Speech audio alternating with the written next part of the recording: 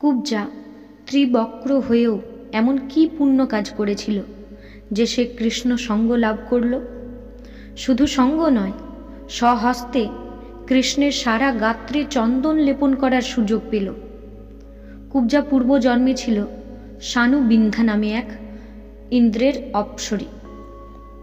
সে অমরাবতীতে ইন্দ্রের রাজসভায় নাচত আর গান গাইত। একদিন কশ্যপ আসেন ইন্দ্রের সভায়। তাকে দেখে শানুবিন্ধা অঙ্গভঙ্গি দ্বারা মুনিকে বিদ্রূপ করে চলে গেল। তা দেখে রেগে গিয়ে কশ্যপ তাকে অভিশাপ দিলেন, তুই আমাকে দেখে যখন বিদ্রূপ করলি, এর ফল খুব শীঘ্রই পাবি। তুই মরতে গিয়ে প্রথম নিশাচর জনিতে জন্ম নিবি। আমাকে যেহেতু অপমান করলি, সেই হেতু তোর নাক কান কাটা যাবে। তখন তোর নাম হবে শূর্পণখা। পরজন্মে মথুরাতে ত্রিবঙ্কা কুব্জা হয়ে জন্ম নিবি। এই দারুণ অভিশাপ শুনে শানুবিন্ধা মুনির পায়ে ধরে বিলাপ করতে লাগল।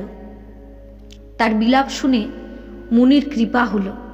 তিনি বললেন, মুখ দিয়ে যখন বাক্য বেরিয়ে গেছে, তখন কোনো মতেই তা অন্যথা হবে না।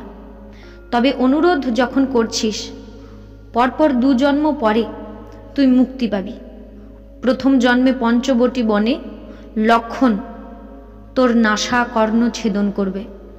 দ্বিতীয় জন্মে মথুরাতে গিয়ে কৃষ্ণের শরীরে চন্দন চর্চিত করে তার সেবা করলে প্রভুর কৃপাতে মুক্তি পাবি। রাম অবতারে তোর যে অভিলাষ পূর্ণ হয়নি, সেই অভিলাষ পূর্ণ হবে কৃষ্ণ অবতারে।